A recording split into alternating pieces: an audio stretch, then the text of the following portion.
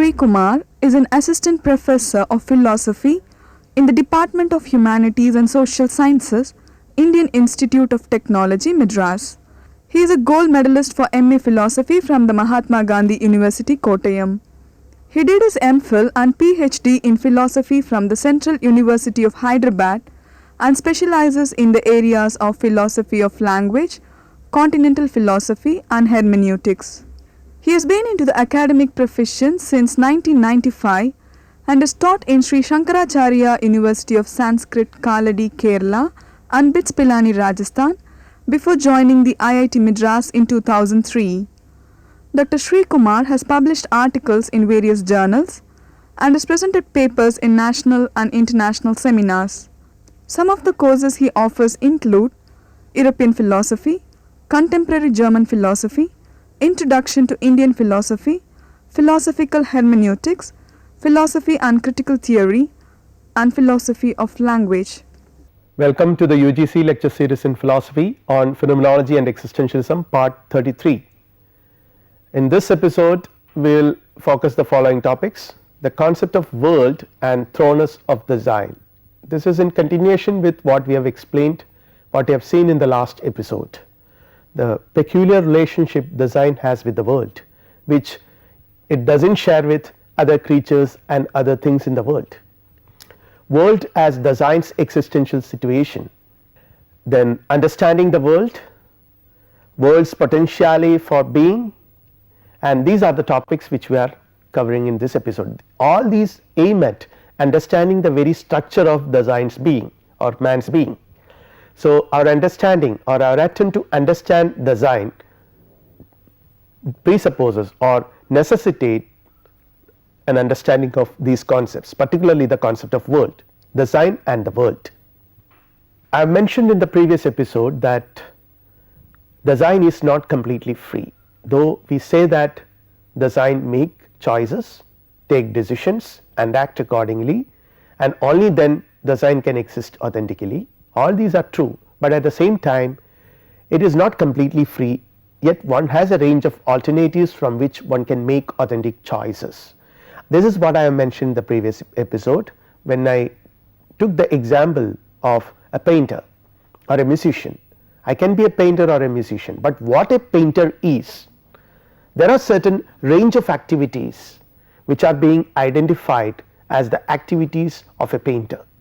And if somebody comes and does something else and claims that I am a painter, the world will not recognize it. So, there is always a range of possibilities or range of conditions the world imposes upon us. Within those possible conditions we can act and make our actions unique. This is what the concept of freedom and choice which Heidegger tries to project. The world is an unavoidable factor in design's existential project. So, that is what I said, it conditions design in a peculiar way, in necessary ways, and it is an unavoidable factor. Design is being in the world and it cannot escape from the world.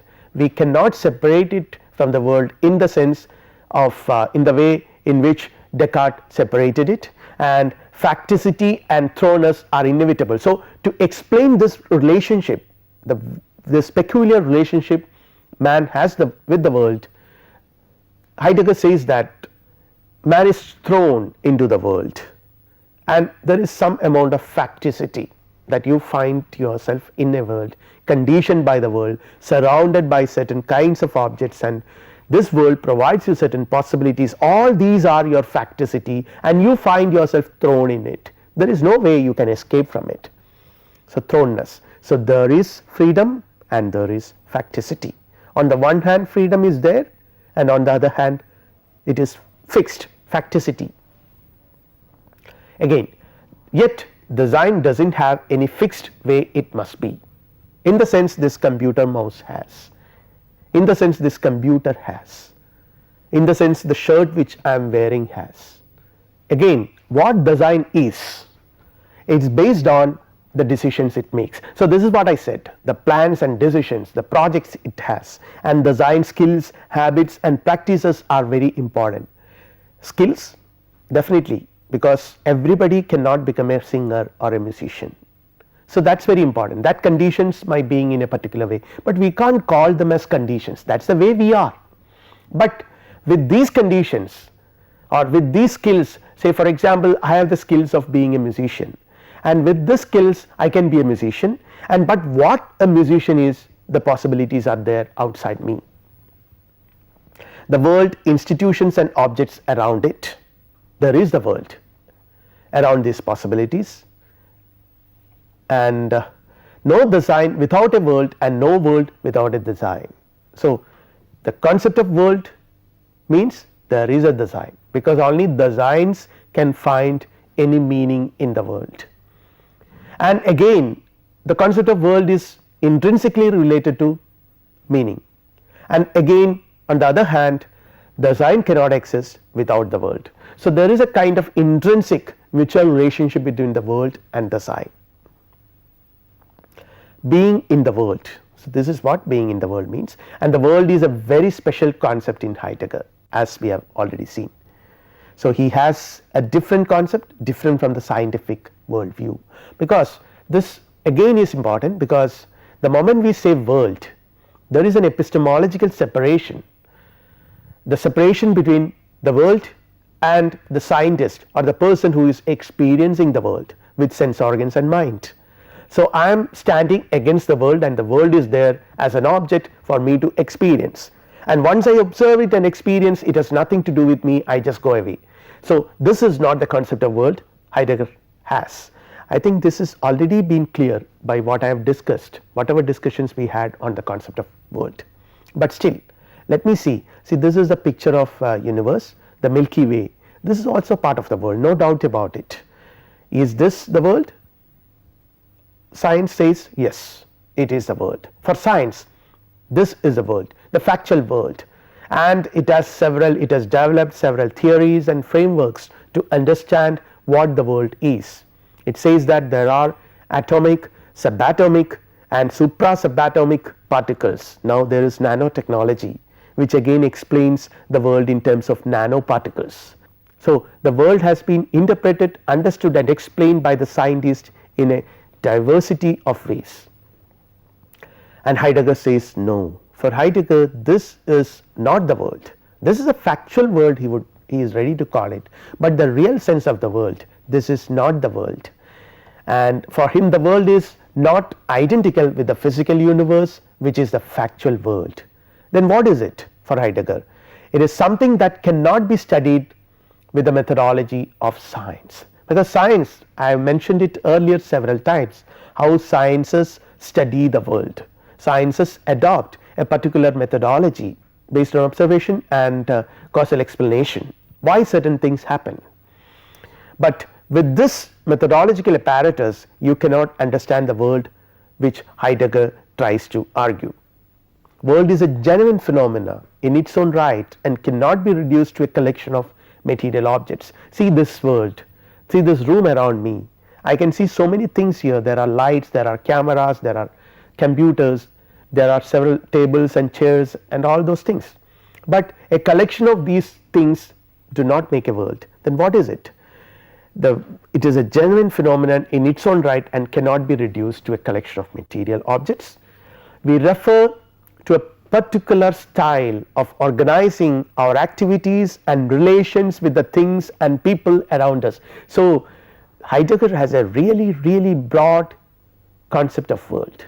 It is not just a collection of material objects which we see around us, but by world what he means is that a particular style of organizing our activities and relations with the things and people around us. My activities and relations with things are organized in a particular way. For example, I relate myself to this camera which is there in front of me in a particular way. I know that there is a particular activity going on here, and I relate myself to this computer in front of me in a particular way. So there is a way in which I relate myself to the objects, and every such relationship or every such relating has a purpose, has a goal, and hence has a meaning. So that is what Heidegger says by this. We understand a world by finding a way into it, and the experience of things in it, a way into it. What do you mean by understanding the world by finding a way into it? Another very important thinker, Ludwig Wittgenstein, once talking about rules of a game, he had mentioned that to understand a game, the best way to understand a game is by playing it. You understand its rules by playing the game, not by observing it from a distance and trying to understand it in an abstract way, but by being part of it. Say for example, I can give a 1-hour lecture on Carnatic music, the various ways in which Carnatic ragas are conceived and the history of Carnatic music, and so many information about Carnatic music I can give. I might be an expert in all the ragas, but still I am not a musician. To be a musician, I have to really go and sing it, and sing it in a particular way based on certain rules, certain criteria and all that, certain norms. So that is what Heidegger meant when he says that understanding of the world is by finding a way into it, by acting. Hence it is not a mere collection of physical objects, everything we do are shaped by the world, everything, whatever things I do are shaped by the world. The world decides, or the world by providing me possibilities, by imposing certain conditions on me, the world decides whatever I do. Again, the world is an essential feature of the science being, we have already seen it, connected with our existence and existential situation. So this is another very important concept in the whole philosophy of existentialism, not just in Heidegger. There is something called the existential situation. We find ourselves in a context, in a world, in a situation where we exist. And what do you mean by existence? Existence of man implies that man relates himself with the world of objects and other creatures in particular ways, and all these relating with other creatures and objects in the world presupposes certain projects, certain plans, certain consciously worked out proposals I have, or sometimes even not very consciously worked out projects. And what is to be designed is having an understanding of the world. This is what he says. Every man somewhere, it is very confusing sometimes to, and it is very interesting to ask the question whether every man is a design. Heidegger would say that sometime somewhere in one of our previous episodes we have seen that Heidegger saying that design is something which is attained or achieved, which means that every man is not design. So Heidegger himself, Heidegger's philosophy is very difficult to understand, and particularly these two concepts, the concept of being and the concept of man's being or design. But unfortunately the whole of Heidegger's philosophy surrounds these two concepts. What is to be designed is having an understanding of the world, and this means to know how to comport towards the world, and knowledge and understanding are related to what we do. So I will read the last sentence what I have read before we went for the break. Knowledge and understanding are related to what we do, and what we do, see for example, I have a computer in front of me. What I do with that? I work with it. I do several things. Say for example, I have prepared some PowerPoints right now and I am displaying them now. And what am I doing with this chair? I am sitting on it. What am I doing with this table? I am using this table to keep my computer, to keep my palm and all that. So everything in this world has some meaning, some purpose, or they help me to fulfill some of my goals. So that is why my understanding of this computer is always related to what I do with this computer.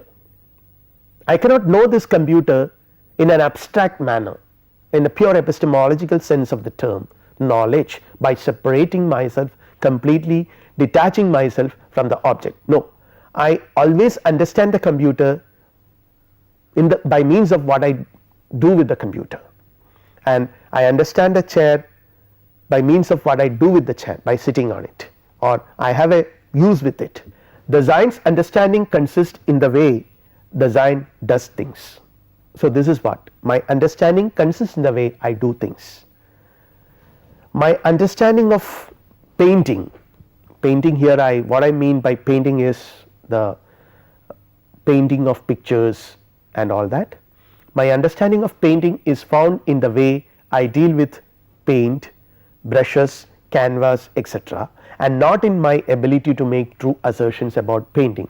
This is what I have mentioned a bit earlier about music, that I can engage a class of 1 hour or 2 hours lecture on what classical music is, but my understanding of music need not be consisting in the true assertions I make about music, but what I do with the sounds.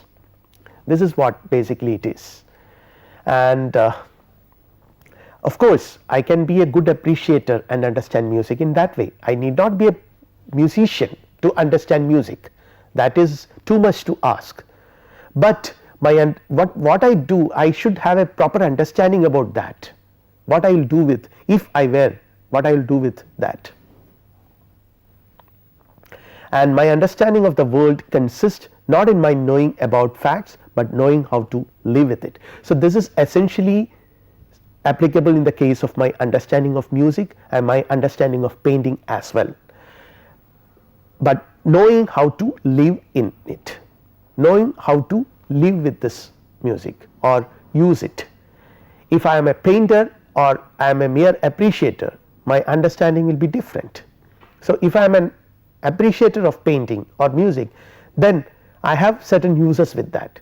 So, my understanding of music and painting will be always related to those uses, but instead if I am a painter, professional painter or a professional musician, my understanding of music will be related to what I do with that. Here I sing or I paint. Again, understanding the world by performing actions appropriately. See, I understand the world by performing actions appropriately, using the objects appropriately, dealing with people. So, all this are, there is this word appropriate. I have to use certain things appropriately, perform certain, do certain actions appropriately, and deal with things and objects in the right manner. And who teaches me what is the right manner? It is not that somebody tells me that you have to behave like this. No, I learn it by being part of it. What works in the world is appropriate. So, it is what it is this particular standpoint which Heidegger adopts, that what works in the world is appropriate, which probably later Richard Rorty, a very eminent American philosopher who died recently last year, has mentioned that Heidegger is one of the most influential thinkers of 20th century philosophy. He would say, rather for him there are 3 important thinkers: Heidegger, William James, and Wittgenstein. And Heidegger, because of the kind of revolution Heidegger has brought in the world of philosophy, and I feel that one of these aspects is this, because Rorty is a pragmatist, and the pragmatist always believes in this kind of an approach, that what works in the world is appropriate, is right. So, understanding the world, let us see certain equations. Knowing what to do is equal to or is equivalent to understanding the world. So, understanding is not something which the epistemological mind does by separating itself with the world and applying a methodology, but by knowing what to do. So, I understand a hammer. What do you mean by understanding a hammer? Understanding what I can do with the hammer, hammering. I understand a pen, what a pen is, because I know what to do with the pen. The involvements that things have with each other must be disclosed beforehand with a certain intelligibility. Involvements that things have with each other, the use, the kind of the ways in which things are related with each other must be disclosed beforehand. And things intelligible means what? That can be put to such uses and purposes that will serve certain purposes. So, that is what meant by intelligibility. For example, this computer is intelligible for me because I can use it for such and such purposes. Suddenly I come across an object which I do not understand what it is. It might be a fire extinguisher, but I do not know what it is. I will be wondering and it does not make any sense for me. So, it is unintelligible, but then somebody tells me that this is a fire extinguisher and shows me how to use it. I use it or I see how to use it and I can envisage the situations in which it can be used, then it becomes suddenly intelligible for me. And again, this is essentially what happens when I try to understand things in the world. A thing is for the sake of something. So, a camera, what is it? What is a camera? It is to take pictures, and if a camera cannot take pictures, then nobody would sensibly call it a camera. Only when you can take pictures, it is being called a camera. So, nowadays we have cameras and cell phones together. So, in that case again it is a camera as well as a cell phone. So, when I use it as a camera, it is a camera, when I use it as a cell phone, it is a cell phone. Potentially for being, every object is for something, for used as something. See, I use a helmet when I ride a motorbike, for what? So, it is for being. Each word gives us different potentials for being.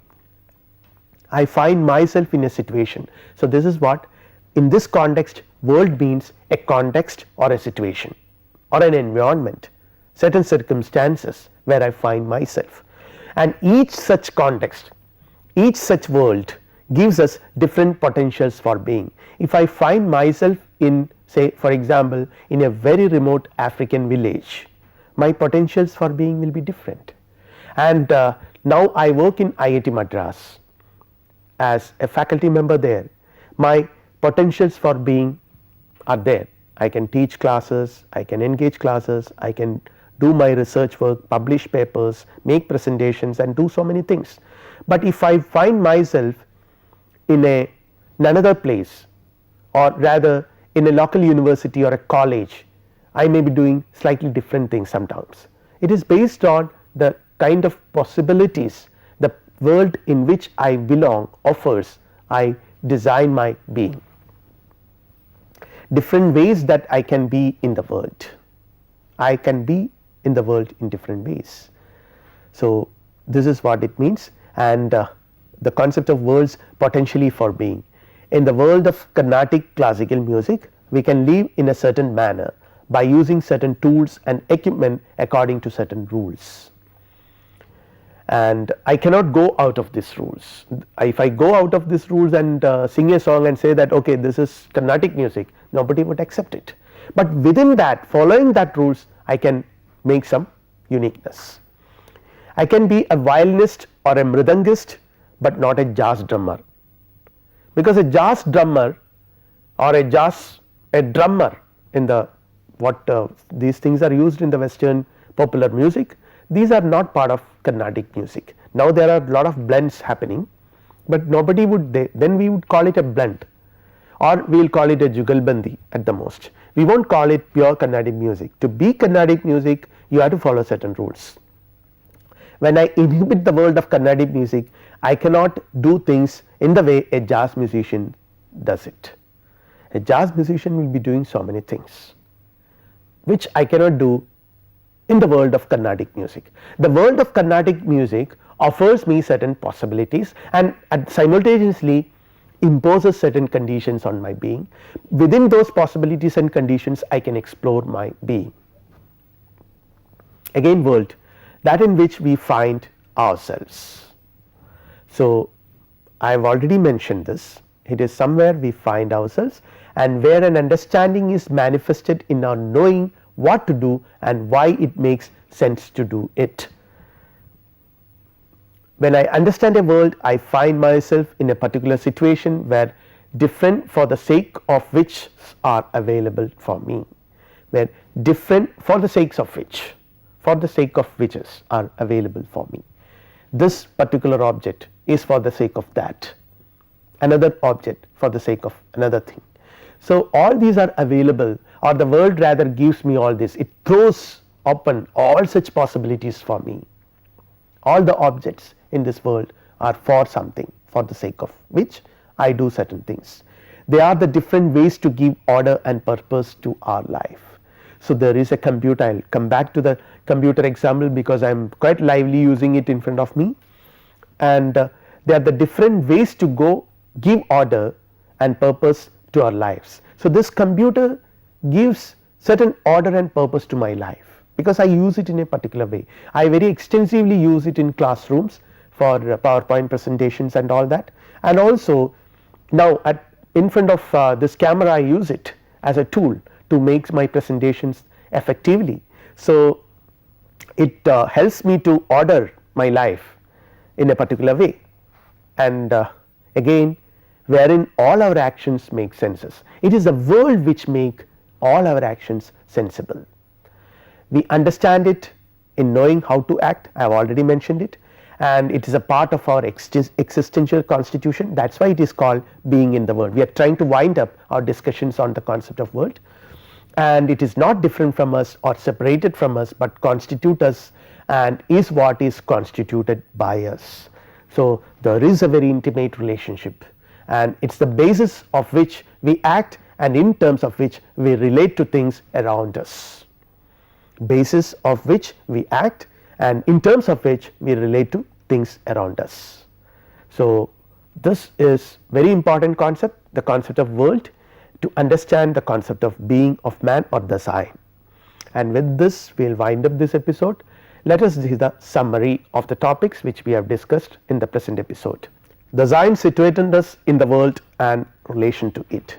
This is one single concept which we have been exploring probably in the last semester as well.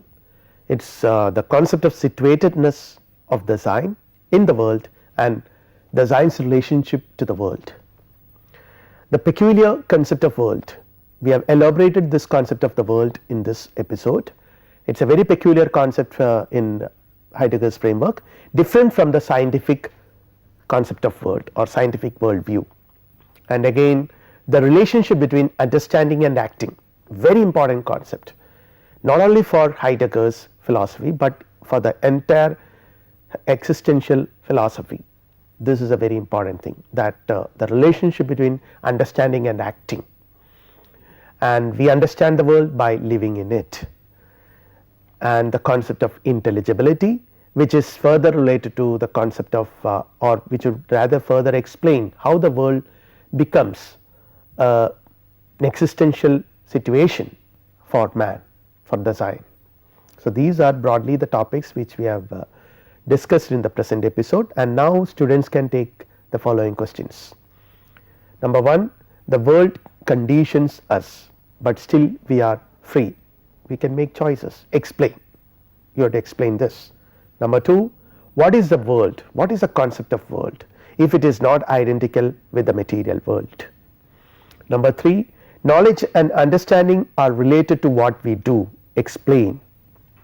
Number 4, each world gives us different potentials for being. Explain. What does it mean to say that each world gives us different potentials for being? With this we will finish this episode. Thank you.